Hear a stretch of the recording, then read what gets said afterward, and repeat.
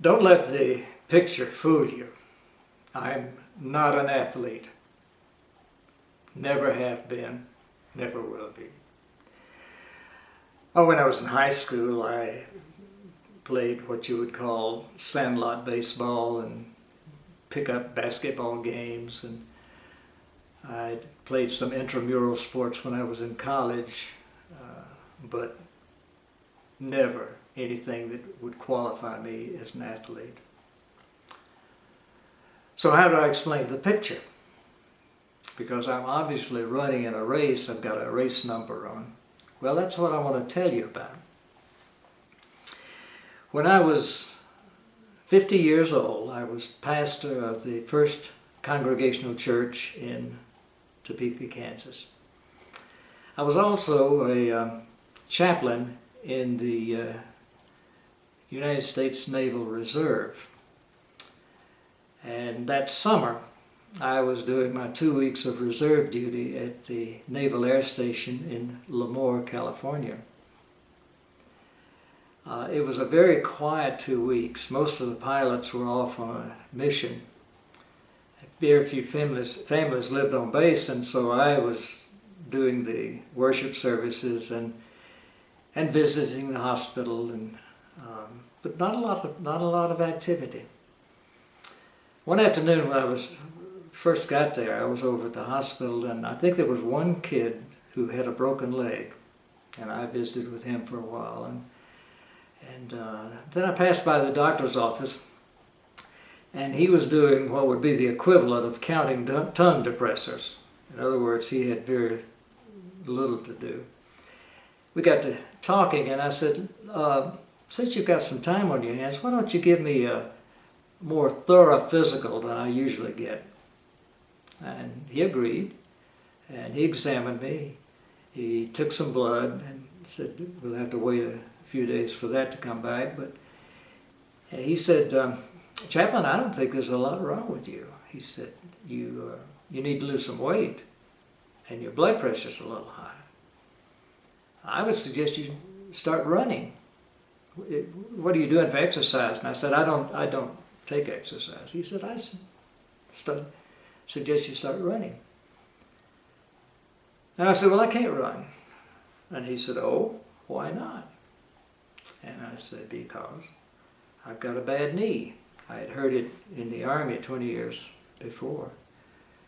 And he said, well, let me check it. So he checked my knee, and he said, well, Chaplain, to put it bluntly, you're just full of it. If you want to run, you can run. And I said, wow, I'll think about that.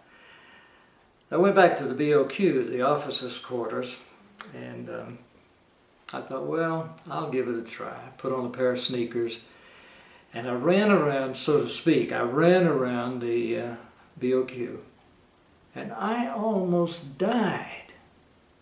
But it was because of wind, not because of my knee. And I thought, well, maybe I ought to do this a little more often. And so for the rest of the 2 weeks that I was there, I would get up early in the morning, and I would run a little bit, and then when I got off duty in the afternoons, I'd run again.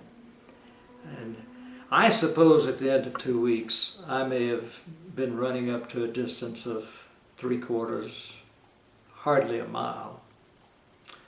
But I was beginning to feel better. So when I got back to Topeka, I thought, well, I'll just make a little time and I'll run a little bit. And a couple of things happened. I started running mainly in the afternoon or the evening. My typical routine had been before I would come in from a church council meeting or a committee meeting, especially one where there was a lot of tension or conflict, and I would get a huge bowl of popcorn with a lot of butter, and I'd drink at least one, maybe 2 Cokes before I went to bed. I say conflict particularly because it always amuses me that people who are not in the pastorate or connected to the running of a church very often just don't understand how much stress there is in the profession. When my wife, when Maureen had her first of many strokes, we were in the ER, and the nurse was talking with her. Maureen is a pastor also. And he said, after examining her, he said, I don't understand. He said, you don't smoke, you don't drink, and you're a pastor? What could be causing stress in your life? I said, kid, you obviously don't go to church, because people just don't understand. But I would come in, even when there wasn't a stressful meeting, and that was my routine. Well, after I came back from Lemoore, I started to run, and I started to run instead of that. So now I'm coming in, instead of the popcorn, I'd get me a little bottle of water, and I started running at night. I ran 2-3 miles a night, and then I ran 4 or 5 miles a night, and I'm running up 7-8 miles. Now we're into, this was in July when I started, now we're into August and moving into September, and I'm beginning to increase it. The second thing that had happened to me when I started to run was that I smoked cigars at the time. Not a lot. I'd smoke 1, maybe 2 a week. I had a box on my dresser, and after I started to run for a while, one day I just realized I hadn't smoked a cigar in 3-4 weeks. And finally I just tossed them. Now, I never made a decision to stop smoking. I never said it's bad for me, it's bad for my health, I just need to stop. It's just I didn't have the need. I thought when I first started to run that I would make the most of this, and I would take an idea and hold that in my mind, and as I ran, I would work on it to try to expand it into a sermon or something that I was writing. What I found, and this may not be true for everyone, but what I found was that I keep losing the thought. I try to hold on to it, it slip away from me, I try to recover it. What was happening is that I was freeing myself of all thoughts. But at the end of a run, when I cooled down, my mind was much more alert. Well, this was going on, and one night when I was running, I thought, you know, I'm up to 10 miles. I wonder, wouldn't it be interesting if I could run a marathon? I'm 50 years old, never run before. I'm running pretty well, I'm enjoying it.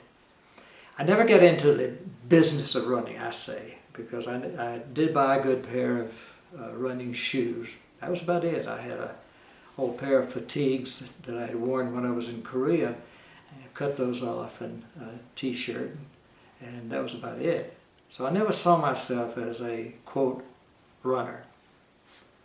But I thought, I picked up a running magazine every once in a while, and I saw a training program for a marathon. Now we're getting through the end of September. And I'm actually just coming up on my 50th birthday. And one thing led to another. And in less than 4 months after I first got the message from the doctor that I was fooling myself about running, I ran the Omaha Marathon. And that's where that picture's from. It took me 4 hours and a half to do it. I wasn't the last one, by the way. But if you know anything about running, you know that that's not a record. But I thoroughly enjoyed it, and I had some good experiences. I do remember one thing that I need to tell you. I met a young woman lawyer as we started to run, who was about 20 years younger than I was.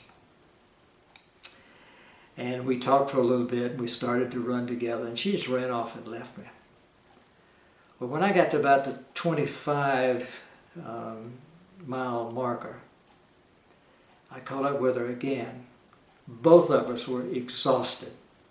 She had a friend who had come out on a bicycle and was pacing her.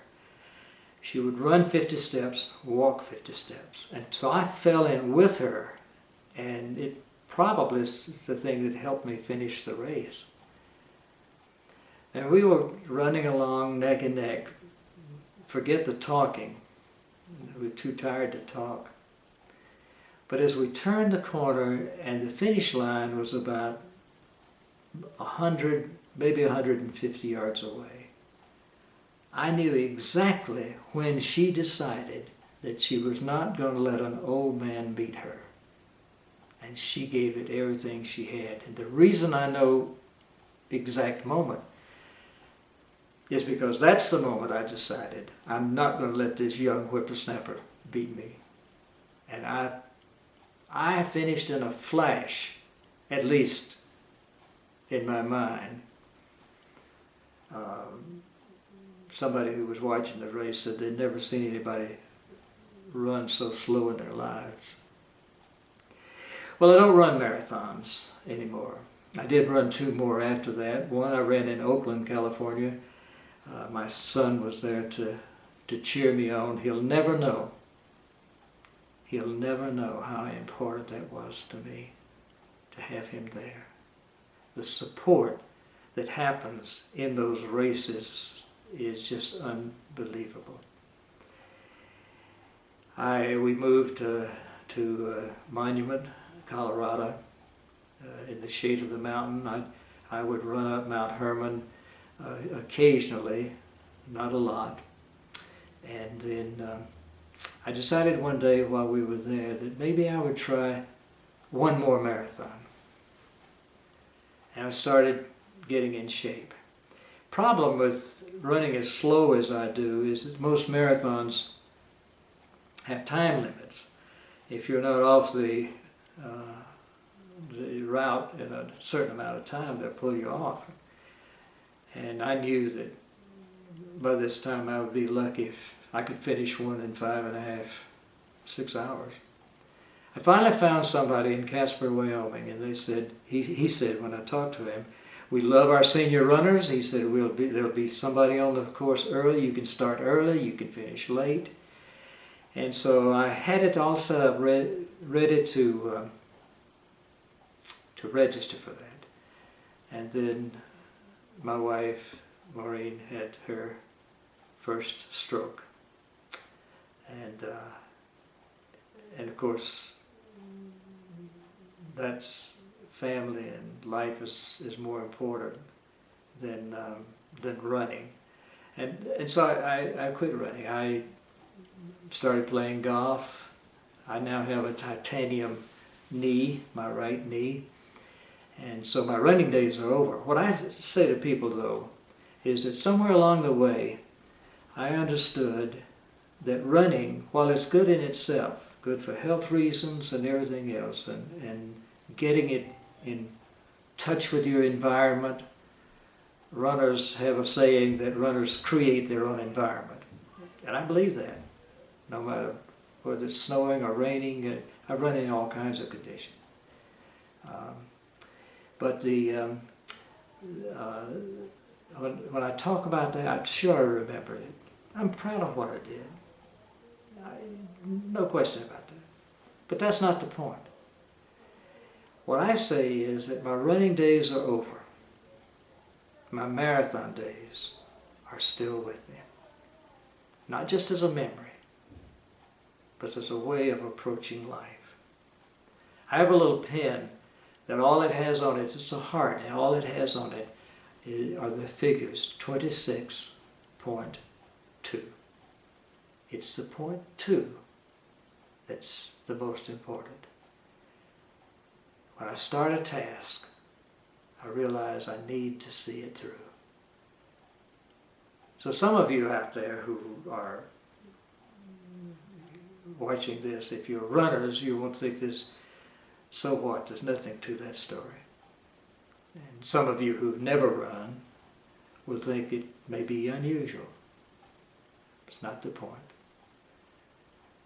The point is that for me, and I hope it has some significance for you, the concept, the idea, the experience that you have in running, actually running a marathon, is the kind of experience that you can have any place, anytime. The day will come, it may come pretty soon, when I'll be confined to a chair. But when that time comes, I'm still a marathoner.